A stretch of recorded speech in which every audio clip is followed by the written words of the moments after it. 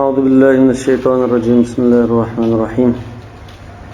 الحمد لله والصلاة والسلام على سيدنا رسول الله وعلى آله وصحبه ومن اتبع هداه. اللهم علمنا ما ينفعنا وانفعنا بما علمتنا واجعلنا من الراشدين. أما بعد. Biz o'tgan darsda hayd va nifos istihada ahkamlarini o'qigan. Bugungi darsimiz najosatlar va uni qanday tozalash. قال المصنف رحمه الله تعالى باب الأنجاس وتطهيرها. Yani yuqorqi tarat ilish va yuvishga munosabatlik ahkamlarning ko'pi hadathul hukmi degandek masalalardi. Ma'vo ay najosatning o'zi, haqiqiy najosatning masalalari va uni qanday pokizlash usullari. Najosat degan nima desak, biz insonlar o'zi maynatgan deb qaragan narsa bo'lmasdan, shariat maynat deb qaragan narsalar. An-najasatu ghalidhatun wa khafifa. Bu maynat narsani Hanafi mazhabda ig'ir va yengil deb ikki turga ayiradi. فالغليظة عند أبي حنيفة رحمه الله ما ورد في نجاسته نص ولم يعارضه آخر ولا حرج في اجتنابه. İmam Abu Hanifa'nın nazarında ig'ir najosat degan mushnas maynat deb aniq bir ko'rsatma kelgan. Oyat va hadisda aniq ko'rsatilgan. Boshqa bir oyat hadisda uni zid qildigan bir mazmun kelmagan. Bunda bo'lsa g'aliza bo'ldi, ya'ni najosat ig'ir deb qaraldi. Wala haraja fi istinabi, ya'ni qo'shimcha deb qo'ydig'ini buni tozalash ishlarida alohida bir jafo mushaqqat bo'lib qolmagan najosat bo'lsa, bu ig'ir najosat hisoblanadi. Nonkin bu yerda Imom Abu Hanifa oyat va hadislar nas degan aniq ko'rsatgan, aniq ifodalagan oyat va hadislar. Oyat va hadislar ko'rsatmasi aniq ulab, uningga qarshi keldigan bir oyat hadis kelmasa, bu ig'ir najosat deb qaraldi. Wa in ixtalafu fihi. Oyat va hadisda aniq keldi, uningga qarta bir oyat hadisda maynat emasdi deb qolmagan, shunda bo'lsa g'aliza bo'ldi. Lekin ulamolar buni ixtiloflashib qilib, bireylan qo'pab, bu maynat emasdi deb qolgan bo'lsa-mo, baribir deydi. Yani ig'ir najosat hisoblanadi. Li'anna al-ijtihada la yu'aridu an-nass. Chunki aniq bir ko'rsatma bo'ladi ekan, birisi ijtihod qilib, "Ya men bunda qarayman" desa, uning ijtihodi aniq ko'rsatmaga, oyat hadisning ko'rsatmasiga qarshi putirib turolmaydi. Yoki uni ko'tarib chiqilmaydi. Bu o'chaqda e'tibor qilinmaydigan narsa deb qaraldi. Wal mukhaffafatu, yani yengilroq najosat ma ta'arada nassani fi taharatihi va najasatihi. Pokiz maynat deyishda ikki ko'rsatma bir-biriga zid kelib qolgandek bo'lib qolsa, bunda bir-biriga zid kelib qolgandek ahvol bo'lmasi mumkin. Ikkida esa aniq bo'lishi notayin yoki aniq bo'lgandimi sahih bo'lishi notayin. Bunda ahvollar ko'rilmasi mumkin. Lekin ko'rilib qolgan taqdirda bu yengil. Va indahuma inda sohibayn, yo'lning ikki shogirdi shal mughallazatu mattufiq ala najasati. Ig'ir najosat degan najosat ekanligi ittifoq qilingan. Wala balwa fi isabatihi. Uning juqib qilishda, isobat degan unda tegib ketish, juqib qilishida umum hammadan beshi kelmaydigan, umumul balva bo'lmaydigan. Balva degan shu beshi kelish, isobat degan shuni tegib ketishi. Az bir qism kishilarga uchraydigan umumyuzlik, unda hammadamga ko'p uchrab tozalash qilinib qolmaydigan nimachi? والمخففة ما اختلف في نجاسته لأن الاجتهاد حجة شرعية كالنص. Yengil najosat degan shogirdning nazarida najosatmi emasmi deb ixtilof bo'lgan narsalar. لأن الاجتهاد حجة شرعية كالنص. Çünkü ijtihad mı? Eniq ko'rsatma bergan oyat hadisga o'xshash, u shar'iy dalil deydi. Bunda bo'lashdan da nas darajalik dalil shu nasliqqa qanday ma'lum bo'ldi desa, uni shu insonlar nas darajalik deb ko'rsatganda bo'ldi demoqchi. Ijtihad mı? İnsanlar tarafidan bekitilgan narsa bo'lgan ekan, o'xshash deb qarabdi. Undaki imom bilan shogirdning farqi, imom oyat va hadislar bo'lsa shu nejis deb qaraydigan, boshqa uningga nejis emas deydigan bir oyat hadis yo'q bo'lsa dedi. Lekin farqi imom wala haraja fi tinabi dedi. Yani tazliq qilishda inson qizinib qolmaydi. Odatda normal qilib ketadigan. İki şagirde wala balwa fi isabati. Yani cid adamlığı bu eğer kelmaydigan deyman. Wala balwa fi isabati diyor. Bu juqtalar muqsam adamlık qizinib ketadigan, tozlanmay qoldigan bir ahvol yo'q dedi. Lekin hammadan tozlanmay qoldigan, harajat ketadigan bo'lsa, bu eg'irlikdan yengillikka o'tib ketadi demoqchi. Qala fal mani'u min al-ghalizati an tazid ala qadr ad-dirham. Mesela el-mani' to'sab qo'yg'uchi dedi. Bu nimadan to'sab qo'ydi? Eg'ir darajalik najosat bo'lib qolsa, bu najosat nimadan to'sadi desak, shu najosat bilan namoz o'qishdan to'sab qo'ydi. Lekin shunda najosat chiqsa, tarasini sheniq va namoz o'qishdan to'sab qo'ydi demakchi. Fal-mani'u min al-ghalizati an tazida ala qadr dirham. Tangi miqdorchilik bo'lib, yoki uningdan ortiq bo'lsa, ig'ir najosat deb qaragan narsadan badanda shunda bo'lib qolsa, namoz o'qishdan to'sab qo'ydi demoqchi. Lekin qadr dirham tangi miqdoridan oz narsa badandan chiqsa, taran sundirishida gap yo'q. Yo'da hozir namoz o'qish bo'lmaydi demoqchi. Wa huwa an takuna misla ard al-kaff.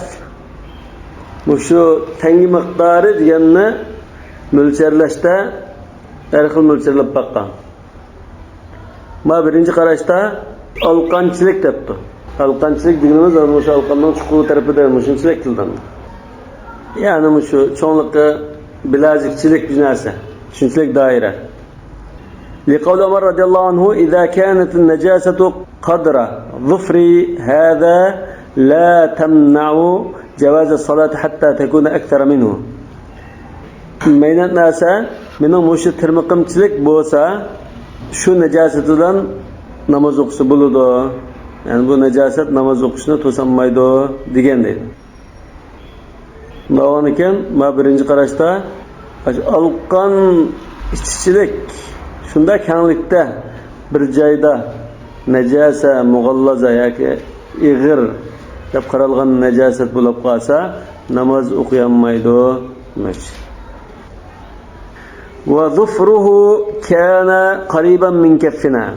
Hazrat Umar mushtarnaqimchilik degan bilan Umarning tirnaqi bizning o'sha alqinimizga yaqin keldi, shunda cho'ngdi demoqchi.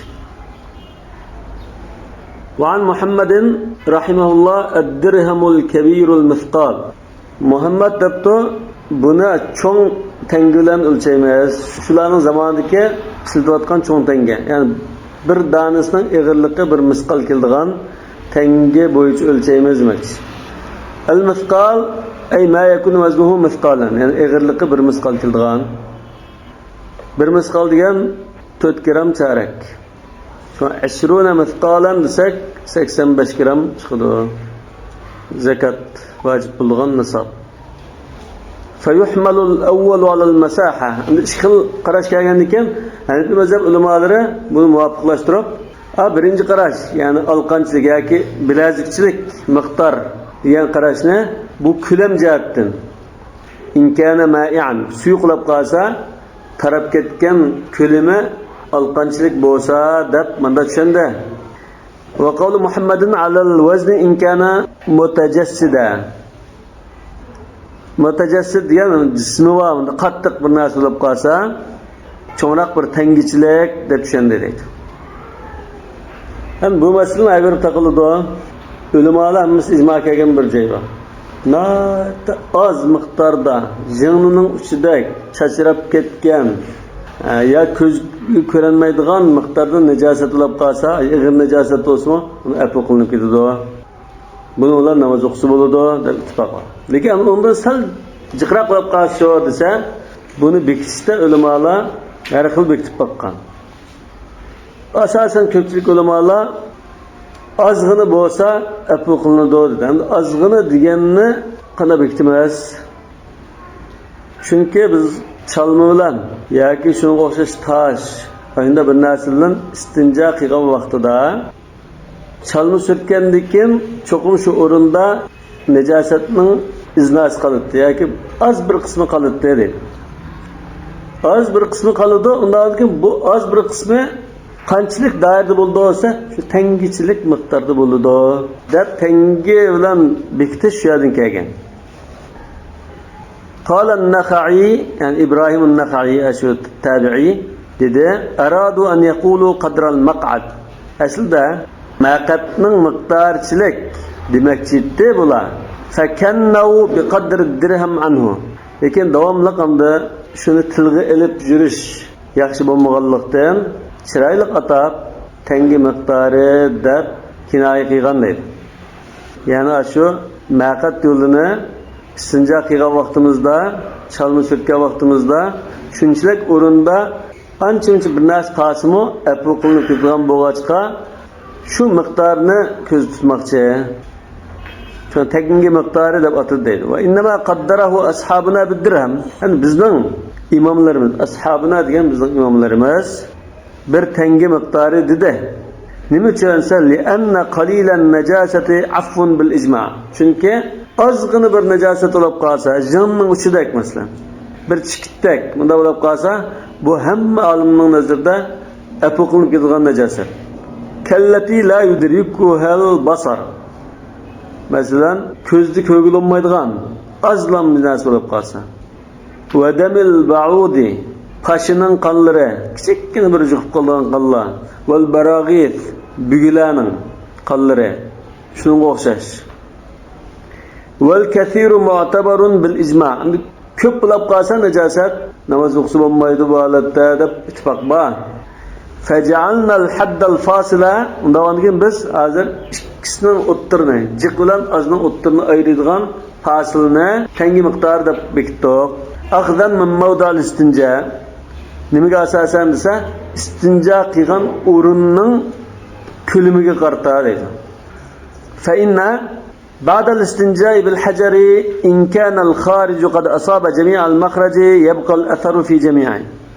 Çıkan ashtarat, çıkan joyining hammaga yuqqan bo'lsa, istinjo qilgandan keyin chalmadan surtayotgandan keyin uning izi yoki bir qismi shu yerda qoladi. Va zalika yablughu qadra dirham. Shuni bunda mo'ljallasak, shu tangi miqdorchilik deb mo'ljallash mumkin deydi. وَالصَّلَاةُ جَائِزَةٌ مَعَهُ إِجْمَاعًا. Yani hamma olimlarning qarshida su ishlatmasini shu chalma bilan istinjo qilsa, taratning tarat bo'lganligida ittifoq bo'lg'achqa فَعَلِمْنَا أَنَّ قَدْرَ الدِّرْهَمِ عَفٌّ شَرْعًا. Undan keyin shu tangichilik miqdor afu qilinib ketgan shariatimizda deb tushundik. Ham bizning shariatimiz al-hanifiyat as-samha bo'lg'achqa, o'sha keng azod shariat bo'lg'achqa bu afu qilinib ketgan bo'lg'achqa unda bo'lsa oz bilan jiqning o'ttirdagi fasil shu dirham miqdori, ya'ni tangi miqdorchilikka deymiz. Ba'zi fiqh kitoblarida dirhamul bag'li deb chiqadi. Dirhamul bag'li degan shu o'z vaqtidagi Imom Malikning zamonlarida ishlatilgan bir xil tangi bo'lishi mumkin.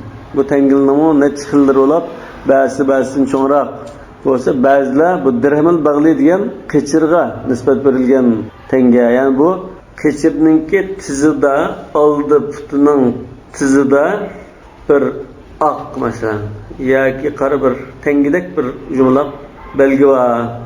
Shuningga tenkildigan bir tanga deb shunda atalgan deydi. Imom Malikning mazhabida shu dirhamul bag'li miqdori deb qaraldi. Dirhamul bag'li nimaga mansub qilingansa, Aş keçirning oldi putidagi belgi miqdori deyishi mumkin yoki shu chog'dagi dirham bag'li deb atalgan bir xil tangining ismi bo'lishi mumkin deydi. Yani şu dirham miqdorini hisob qilish, yani az najosat bilan jiq najosatning o'rtasidagi chek-chegirini tangi miqdori deb ayirish Maliki mazhabdimi bor, Imom Malik shunda ayirgan. Yana mush Qatada, Ibrohim an-Naxai, Sa'id ibn Jubayr, Hammad ibn Abi Sulayman, Avza'i qatorliqlardan tabi'iylardan kelgan. Hazrat Umarda rivoyat qilingan, shu rivoyat bu ojiz bo'lishi mumkin. Lekin shu bir necha tabi'iylardan kelgan. Wal mani'u min al-khafifati an yablugha rub'a ath-thawb. Ham yuqordikse najasa mughallada yoki najasa g'alidaning hukmiti. Tangi miqdorsiz bo'lib qolsa, uning bilan namoz o'qishga bo'lmaydi degan. Hamda yengil deb qaralgan najosatning qanchalik miqdorda bo'lib qolsa, namoz o'qishni to'sidi deganimizda kiyimning 4dan 1 miqdorchilik bo'lsa dedi. Li'anna lir-rub'i hukm al-kull. Chunki 4dan 1ga biz hammaning hukmini bergan ko'pincha masalalar. Fi ahkam shariatning ahkamlarida shunda hukmini bergan. Kamas harras, masalan, başning 4dan 1ga masx qilsak, boshqa butun masx qilgan bilan o'xshash dedi. Va halqihi 4dan 1ni tushirsak, masalan, haj qilgan chog'da boshni tushirgandek bo'lamiz dedi. Undanki kiyimning 4dan 1dan najasa xafifa bo'lib qolsa, namoz o'qilib bo'lmaydi. Unda az bo'lib qolsa namoz o'qisa bo'ldi demoqchi. Summa qila rubu jami' ath-thawbi. Hamda bu kiyimning 4dan 1 deganni sharhlashda har xil sharhlab baqdi.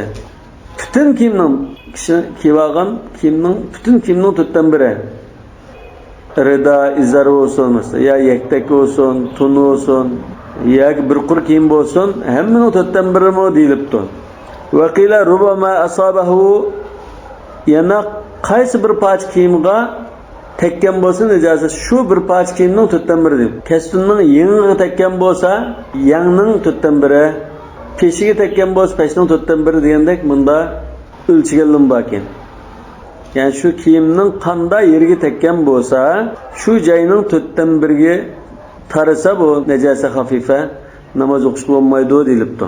Kazzayli. Zayl degan shu pash yoki shu yoki so'rilib mangdigan qismi, izarning yo shu yopka ko'nglakninki peshi, past tarafi. Wal kum yang wad dakhris inja. Dakhris degan bir kiyimni masalan tikka vaqtimizda buni kengaytirish uchun ulg'an endi parchalari deydi. Masalan kiyimningki oq tarafini dumbisi kiloyani 3-4 parcha raqtin tikadigan bo'lsak, har bir parchasini bir dakhris deganda. Kiyimning bel va boshqa qismlarga kengaytirish uchun ilinadigan har xil kesilmalarni injasini dakhris deymiz. Yani incası. Yani bir yançılık çıkıdı şuna. Ve indi Ebu Yusuf'a şibrun fi şibr.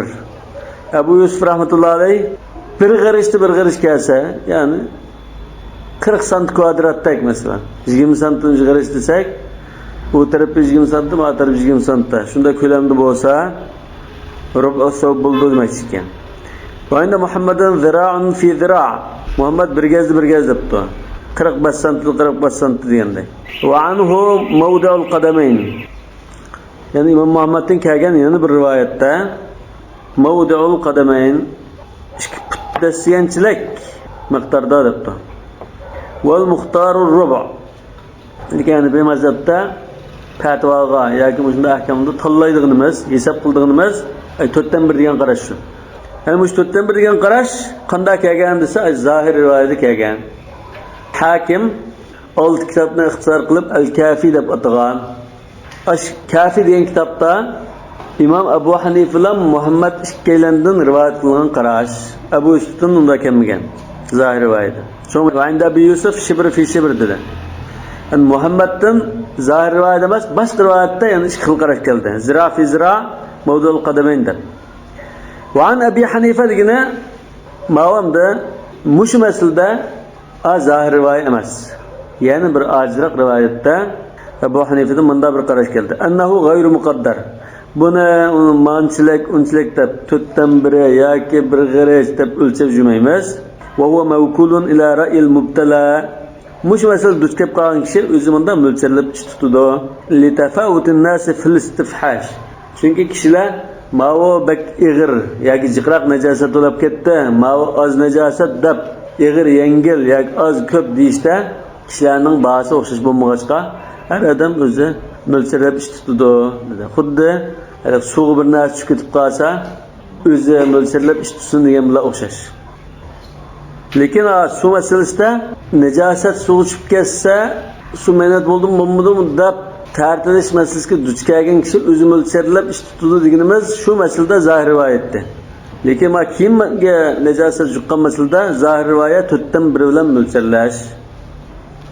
Bu 4dan 1 bilan mo'lchallash xili ko'p chiqishi mumkin. Masx qilishda chiqdi, chat tushirishda hojili cheching 4dan 1 tushirsa, cheching tushirgan bo'ladi deyish mumkin. Yana masalan, yengil avrat bo'lsa, mesela yotini avrat deb qolgan ahvolda yotining 4dan 1 ezilib qolsa, o'sha namoz durust bo'lmaydi. U az ezib qolsa durust bo'ldi deyish mumkin. Lekin avra mug'allazadan, ig'ir darajalik avratdan ashtangi miqdordan cho'roq ezib qolsa, namoz durust bo'lmaydi deyish mumkin. Wa kullu ma yakhruju min badanil insani mujibun lit-tathhiri fa najasatuhu ghaliza. İnsanning badanidan chiqqandan keyin uni tozalasa bo'lmaydigan har qanday narsa u ig'ir darajalik najosat deb qaraldi.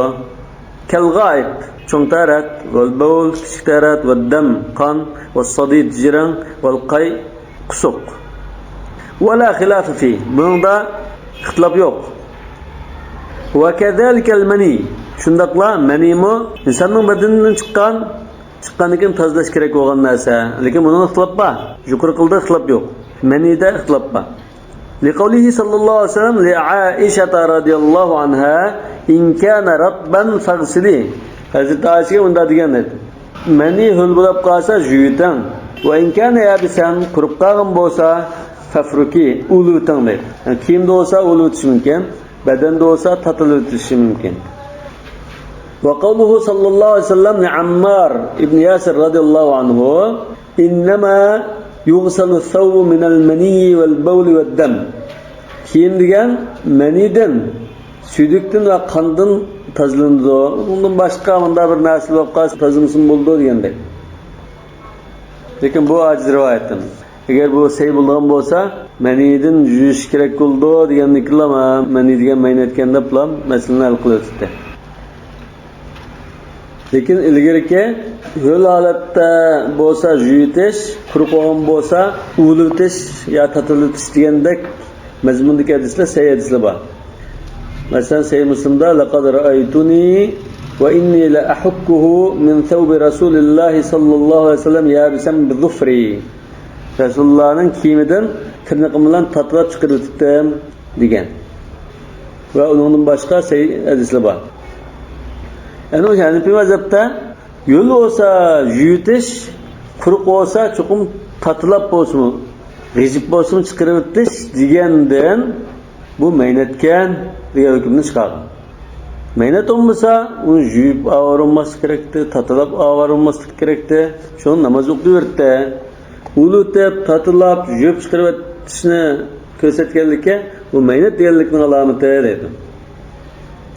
ولو أصاب البدن وجفة بدنه تجيب كن قرب قاسا أشمني روى الحسن عن أبي حنيفة أنه لا ترب الفرق حسن بن زياد أبو حنيفة رحمة الله عليه دين رواية كتون لكن برخل رواية بنون دا أنه لا ترب الفرق بن أولوسا ياكي تطلوسا بدن پاکیز olmaydı yani bunun az köptür bir esir kalıdı demekçi.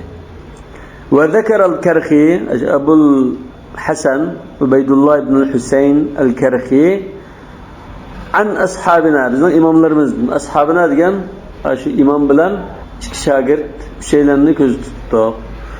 İmomlarimizdan annahu yatur ashunda ulvasa tatilvasa pokiz bo'lib ketadi badan degan qarashni rivoyat qildi deydi. Undan keyin bu yerda rivoyat qilib qoldi. Badandagi mani qurib qolsa, birinchi qarashda uni tatlab ulvasin badan pokiz bo'lmaydi, ikkinchi qarashda pokiz bo'ldi. Li'annal balwa fihi am. Chunki hammadanning beshir kelib qoldigan emas. Al balwa fihi am. Nəhayət umumyüzlük. Umumul balwa. Hammadan buningdan saqlanib qo'lmaydigan, hammadanning beshir keldigan, hammadan avarchilikqa yo'liqadigan emas. Wal iktifa'u bil farqi la yadullu ala taharati. Yani ulab qo'yib bilan bo'ldi qilish buning pokizligini bildirmaydi. Fa inna as-sahiha an Abi Hanifata annaha taqillu bil farq. Chunki Abu Hanifadan Saykaga rivoyatlarda ulvasa tatilvasa manining miqdori oz edi. Ko'p qismi ketgan bo'ldi. Ozgina biznes qoladi, fatajuzu salatu fihi. Undan ekan aşağıda namaz okuyası buldu. Jumaylam namaz okuyası buldu demekçi. Hatta law asabahul ma ya'udu najisan indahu. Namaz okuyası buldu. Lekin ham azg'in bir narsa qolgan bo'lsa, hamda ko'p qismini tatlab chiqaryaptim. Az bir qismini yuvib chiqaryapay deb shunda suv tegsa, bu joy manatulonga. Lekin suvlar hamma chaqab chiqaryapsa, pokiz bo'ladi. Xilafan lahuma. Yani xilafan lahuma degan ikki shogirdni ulab tatılab chiqarayotgan mani tekkan joy ustuna suv tekkizsak bu maynat to'lab qolmaydi deydi. Albatta yuvib tozalashda hammadan pokiz bo'lmaydi, lekin suv tegishilar xuddi qurib qolgan mani namlanib taqib ketgandek bir ahvol bo'ldi, maynat bo'ldi demakchi. Ma sohibayn maynat bo'lmaydi debdi.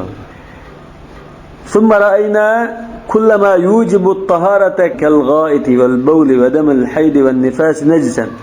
Endi shunda qarasak, tartın sundu, mush ishni qilgandan tartanmasang bo'lmaydi, namoz o'qimoqchi bo'lsang deydigan ishlar qarasak, cho'ng tarat, kichik tarat masalan. Hayzning qani, nifasning qani, mushuldan keyin zodi biz namoz o'qimoqchi bo'lsak, tarat ilishimiz lozimdir. Bular hammasi qarasak nejisni asli ekan. Taqulna bi najasatil mani. Undan mani chiqsa-mu, yunishing lozim, tartizishing lozim degan bo'lg'achqa, ashulga o'xshash, bu nejiskan, maynatgan deb qaraymiz deydi. Bu hozir mani maynat emas, pokiz narsa deganlarga raddiya Imom Shafiyga o'xshash. Li'annahu yujibu akbar at-taharat. Chunki mani chiqqan ahvolda tahoratning cho'ni qilish kerak bo'ldi. Ya'ni g'usl qilish lozim demak. وكونه أصل الآدمي لا يوجب طهارته كالعلقة. عند İmam Şafii rahmetullahi aleyh bu insanın asli tigi tusa bu mani. İnsan şu abi manide yaratılgan tusa. İnsan şu necistin yaratılgan demtok. Tigi pakiz deyiş gerek insanın şu hürmeti şunu takazza qilmamdo deb turgan bo'g'achqa İmam Şafii raddiya berib Adam balasining tigi mani bo'lishi u manining tabiati pokiz deganlikni bildirmaydi. Kal alaqa masalan inson abi manidan keyin andin bir parcha uyulqon bo'lib endi yaratildi. Asli insonning tigi bir parcha uyulqonda. Undan bu qonni hech kim pokizmaydi. Undan keyin inson yaratilgan narsa cho'qim pokiz bo'lishi kerak degan gap yo'q deydi. Ya'ni Imom Shafiyga raddiya berib mani maynat demakchi. Bunun ustiga manidimi shu madining bir tarkibi bor bo'lg'achqa madini maynat deb qarasa, albatta manini maynat deb qarash lozim. Qala va kadhalika ar-rawth wal akhfa'u.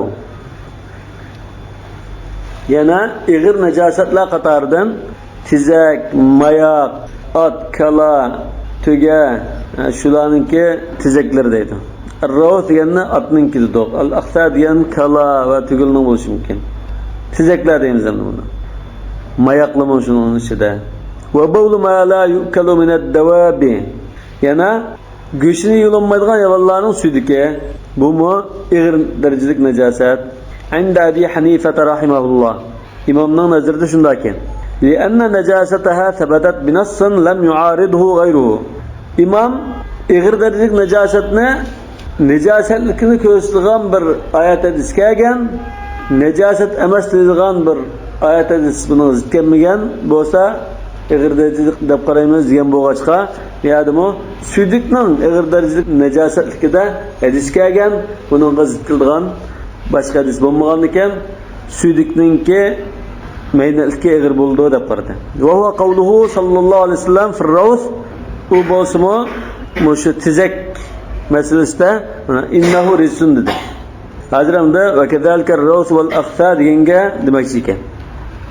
Ya'ni tizak maynatlikida mushu hadis keldi, innahu rizsun deb. Buningga zid keladigan boshqa bir hadis kelmagan ekan, ig'ir darajalik najosat bo'ladi debdi. Tizak masalasida Rasululloh innahu rizsun degan yoki riksun deb. Wal akhfa wa mithluhu. Rawth haqida keldi, lekin al akhfa deganmi o'xshash. Ya'ni bu bir xil tizak. Rawth degan otning tiziki bo'lsa, akhfa degan kalining yo tugining bo'lishi mumkin. Va indahuma ikki shogirdning nazarida tizak mayoqlar mukhaffafa deydi. Yengil darajalik najosat hisoblandi. Li'umumil balwa bihi fit turqat.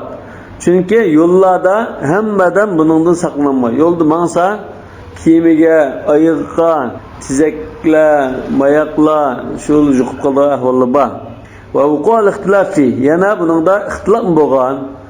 Bu sahibain ixtilof bo'lmagan bo'lsa deb qayd qilgan bo'lg'achqa, ijtihod bilan ixtilof qilmagan bo'lsa deb qayd qilg'achqa, birinchidan ixtilof bo'lib qoldi, ikkinchidan umumul balva bo'lib qoldi. Bundan buni yengil deb qaraymiz.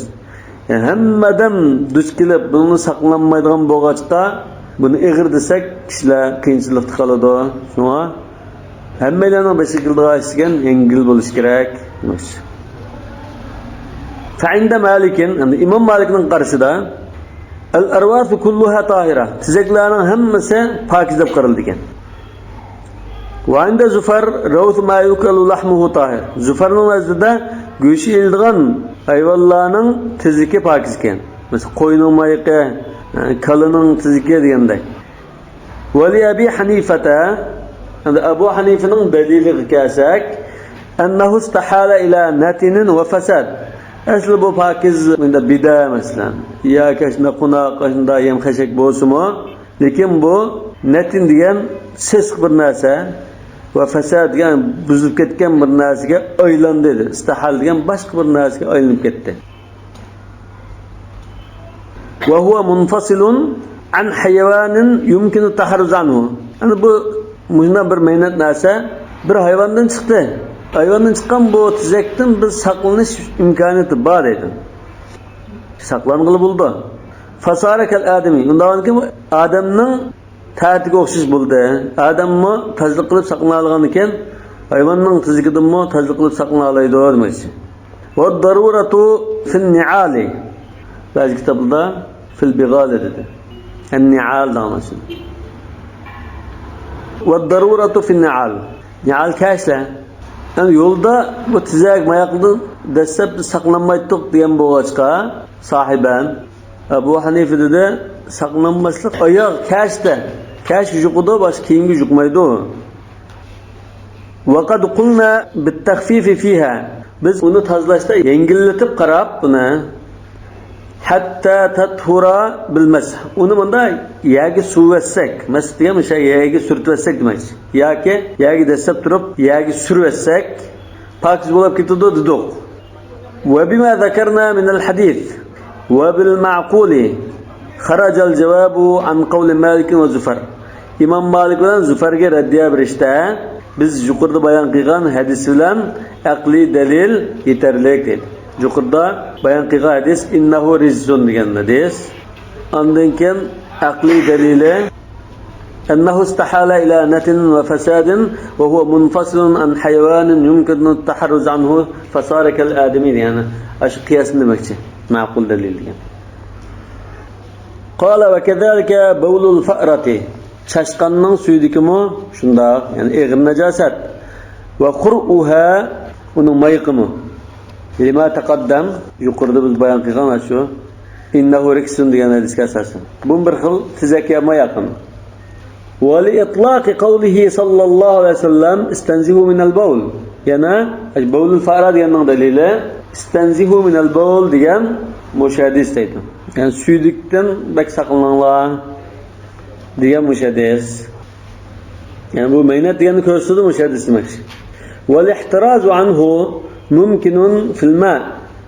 Yani bu saçqanning suyudikidan suyuq bir narsa bo'lib qolsa, bunga suyudik tushib ketishdan saqlanish mumkin deydi. Ya shishning og'zini etib qo'ysak, ya küpning og'zini etib qo'ysak, saçqan u yerga yo'liqmaydi. Yoki u yerga ta'rif qo'ymaydi. G'ayr mumkin fi at-ta'am va thiyab. Lekin ochliq bo'lib qolsa, ta'am degan ochliq. Ochliq bo'lib qolsa, kiyim-kechak bo'lib qolsa, bundan da saçqanning o ta'rifini saqlanib qo'yib bo'lmaydi. Fa yu'fa anhu fihima. Undan keyin ochliq bo'lib qolsa yoki kiyim bo'lib qolsa buni afu qilib o'tamiz. Lekin suyuq narsalarga uchib ketib qolsa afu qilinmaydi. قال وكذلك بول الصغير والصغيرة أكلا أو لا. Yana buvoq bolalarninki. Qiz o'g'il buvoq bolalarninki suyudiki ig'ir darajalik najosat. Lima rawayna min g'ayri faslin. Chunki biz yuqorida istanzihu min al-bawl deb o cho'ng odamning suyudiki, kichik odamning suyudiki ayirmaylam, suyudik deblam rivoyat qildik. Kichik bolalarning o suyudiki suyudik. Wa ma ruya min nadh bawl as-sabi idha lam ya'kul fan-nadhu yuzkaru bi ma'na al-ghasl.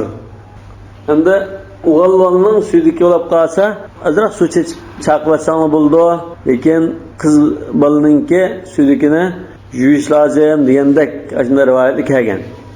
Shixil kelgan. Idha lam ya'kul degan tamoq yemay, sutlam yemaydigan buvoqning suyudikini shunday ham ustiga suv chechib bir namdab tozalatsang bo'ldi dedi. Yani asallam yengil bir usuldan. Lekin qiz buvoqlarning suyudiki haqida cho'g'im yuvish lozim deb keldi. Fan-nadhu yuzkaru bi ma'na al-ghasl. Ana Hanifi mazhab shuna qarabdi. Bu adam da chaqvatsanglar, asallam bir tozalatsang degan gap shu yuvish degan gap shu. Nadh degan yuvish ma'nida ishlatildi. Lekin boshqa mazhabdagilar tamoq yeymaydigan shu ustilam tayingan o'g'il buvoqninki suyudikiga shunda ustiga suv chechib etsak bo'ldi, tozalandi deydi. Qiz bolaninki cho'lsa cho'qim uni yuvish lozim. Yani qiz bolaninkida bir ig'irlik bor demak. Ana Hanifi mazhab ya nadh degan so'zim shu jo'ng gap deb qarabdi. Qala sallallohu alayhi vasallam lamma su'ila 'anil madhi imdah farjaka bil ma. Avratini suvlan jug'an deganlar. Mishada imdah degan so'z, ya'ni ig'silhu degan ma'noda, ju degan ma'noda deydi. Fayuhmalu alayhi tawfiqa. Undan keyin imdah degan rivoyat bilan ig'sil degan rivoyatni ikkisini maslashtirish uchun imdah degan so'z shu ig'sil degan ma'noda deb izohlasak, ikkisi o'xshash bo'ldi dedi. Lekin ikkisi qachon o'xshash bo'ldi? Ikki hadis kelgan bo'lsa o'xshash bo'ldi. Lekin bir hadis kelib qolgan bo'lsa, o'g'il buvoqninkini madh qilinglar, qiz buvoqninkini g'asl qilinglar degan bo'lsa, buning cho'qim farq bo'lishi lozim.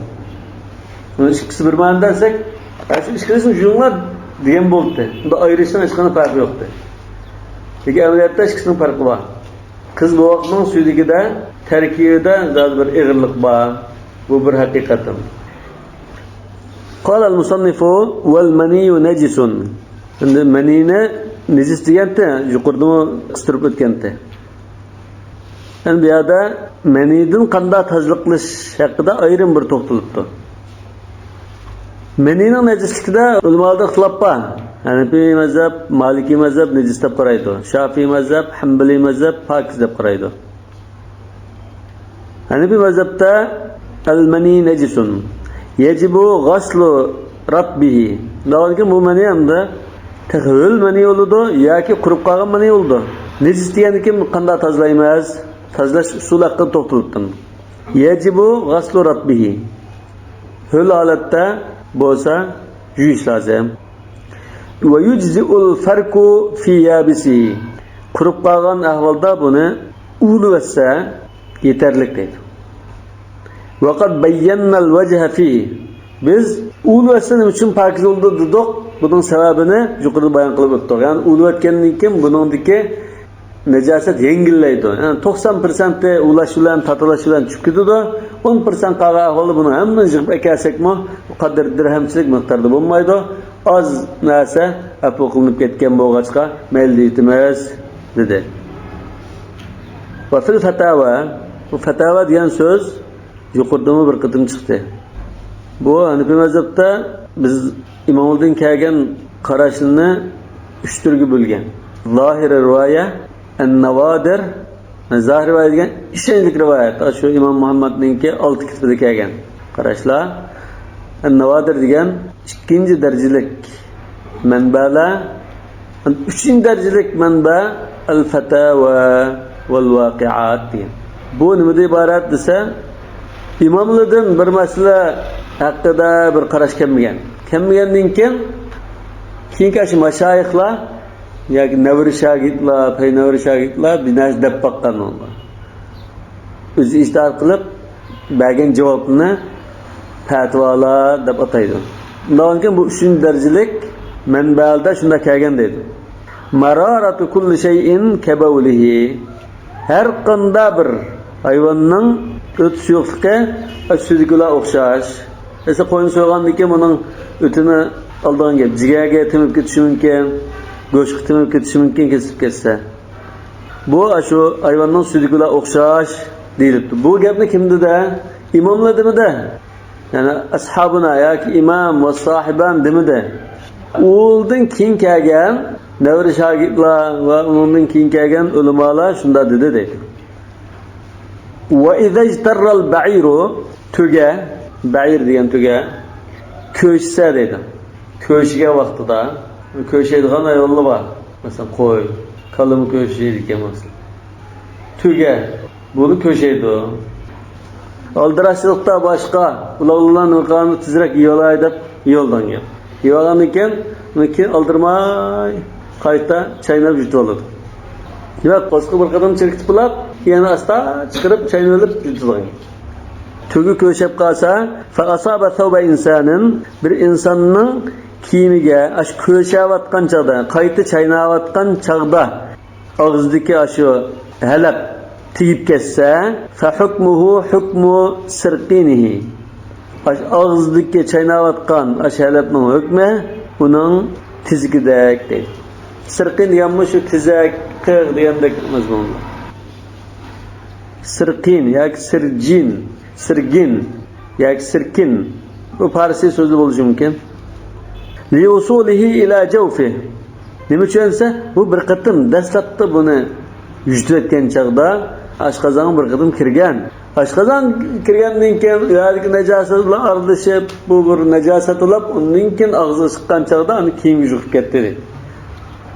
Kalma idza wasala ila jawfihi hukmuhu hukmu bawli. Xuddi suvmi ashqazoniga yetib bo'lgandan keyin ash suv chiqib qolsa, suvning o'rnida bo'lib deydi. Qiyas kam bu. Qala va idza asaba al-khuffa najasatun laha jirmun karrawsi. O'takka o'zining jismi bor, jirm degan jismi, moddasi bor degan.